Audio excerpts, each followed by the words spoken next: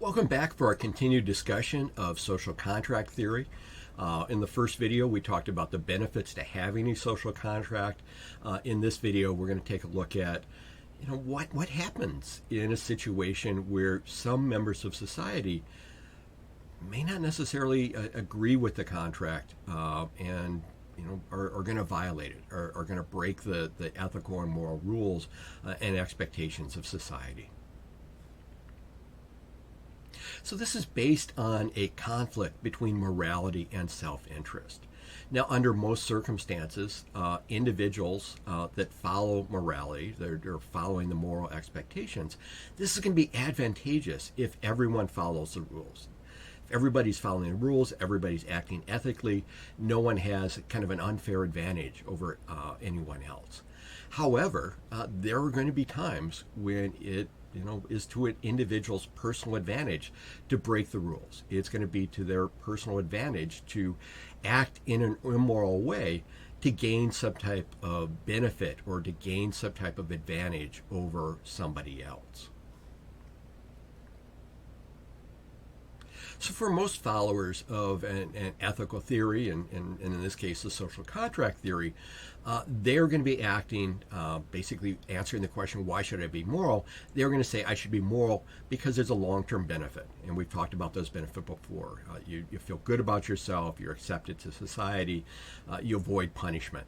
And so people are going to act in a moral and ethical way because they have this long-term benefit, even when there are occasional short-term disadvantages to acting morally.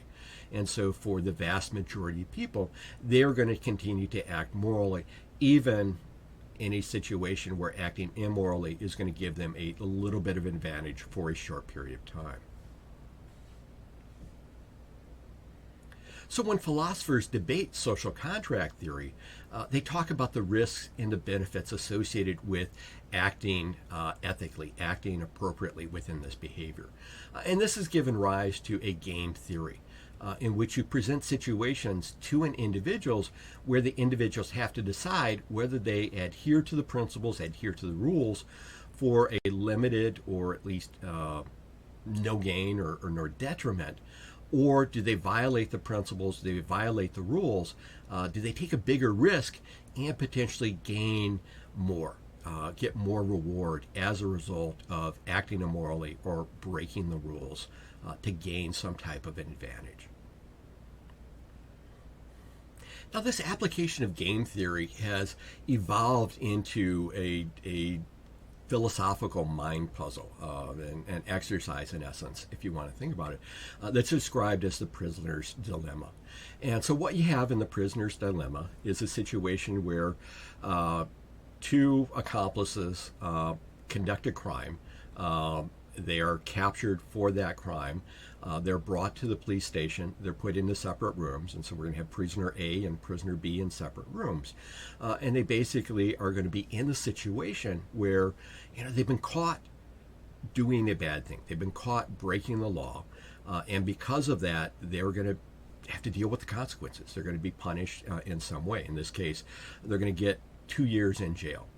And so the idea is, in the prisoner's dilemma, the police have an idea. They feel as if you were involved with more crimes.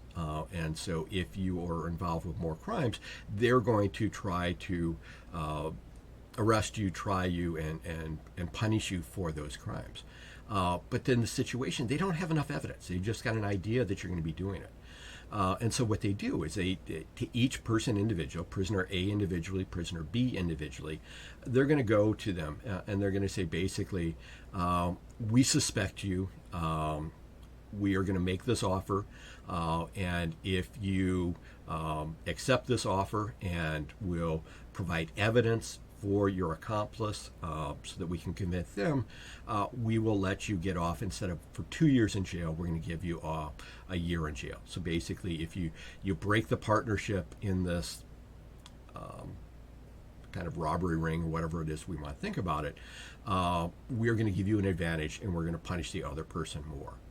And the question is, do you remain silent and kind of risk that your accomplice is going to rat you out and is going to accuse you of something?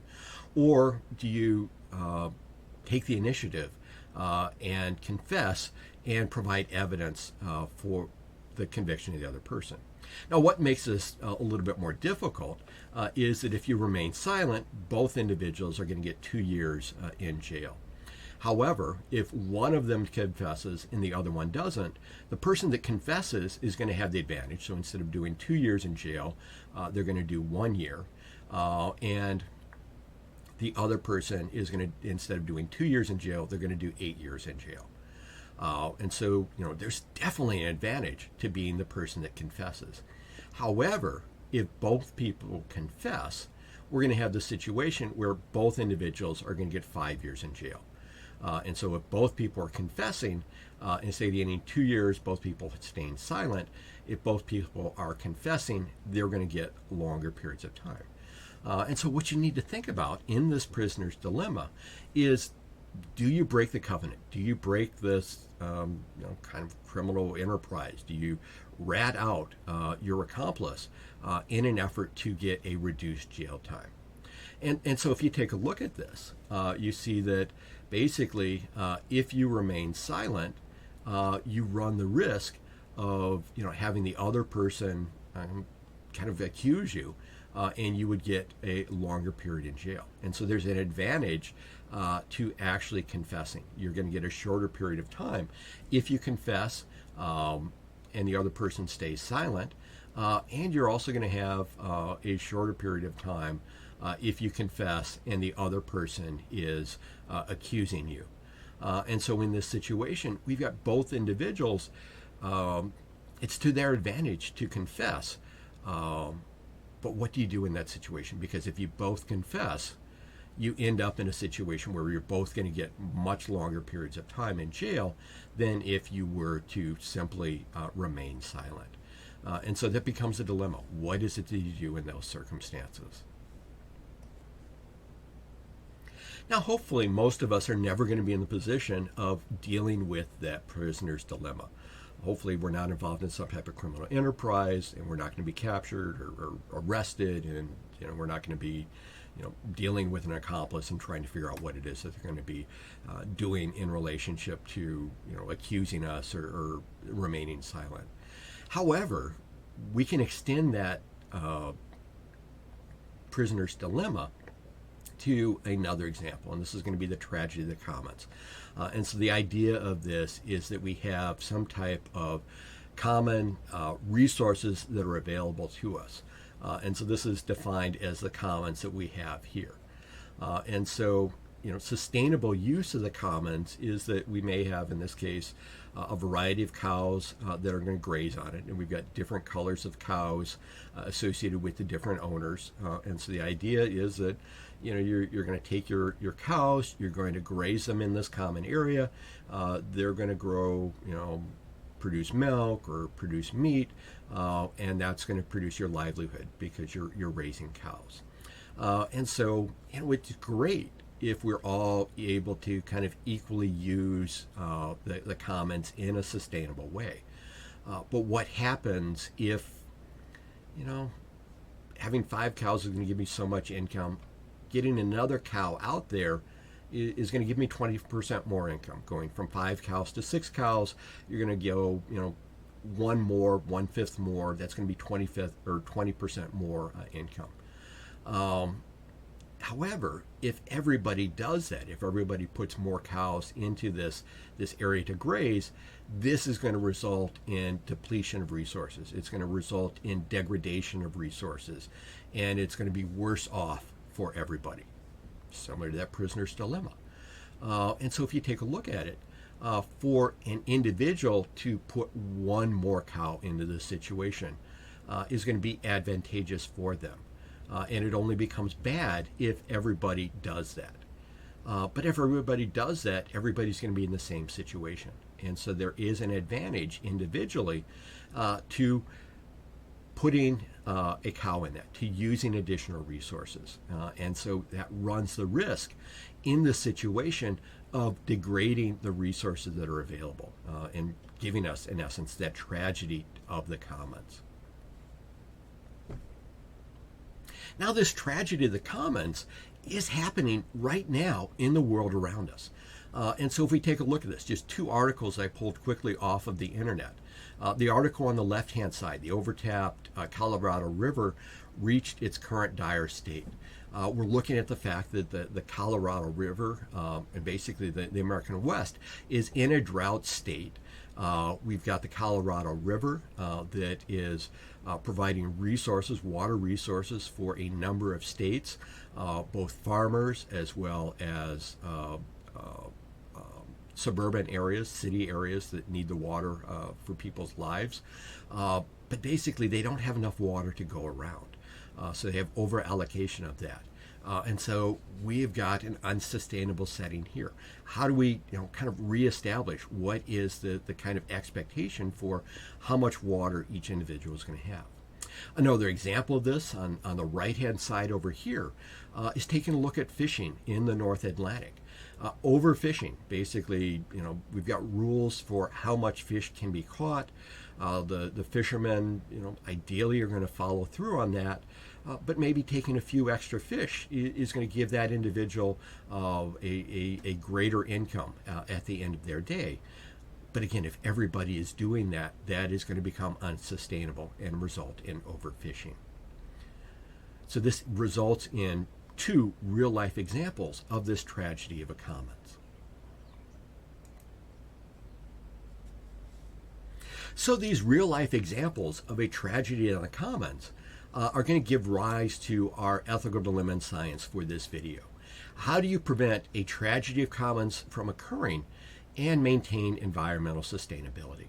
And so an example of a social contract would be the international efforts to counteract or at least reduce the effects of climate change. And so we're looking at agreements, international treaties, international agreements in place to reduce carbon dioxide emissions, the greenhouse gases, to reduce pollution, and to promote sustainability. But if we take a look at this, who should be involved in the creation of these social contracts for environmental sustainability? We're looking at it now as being governmental and non-governmental agencies. Should others be involved as well? How do we ensure equitable contributions to the goals of environmental sustainability? All too often, we're looking at the burdens of environmental sustainability and the burdens of climate change to be held by some groups of people, often in vulnerable populations, and then the benefits of this sustainability may be, held by other individuals that don't have, they're not making the contributions, they're not making the sacrifices necessary in order to establish environmental sustainability. And then finally, how do you enforce compliance with the social contract at all levels? For the fishermen, maybe collecting a few extra fish is going to give them a greater payday. If we're taking a look at environmental sustainability, maybe, not reducing pollution as much is going to be, cheaper than going through the necessary requirements to put scrubbers on a tower to capture carbon dioxide and to capture some of the pollution and reduce the emissions out in the atmosphere. How do you enforce that compliance to make sure everybody is making contributions towards the goals of what we're looking for?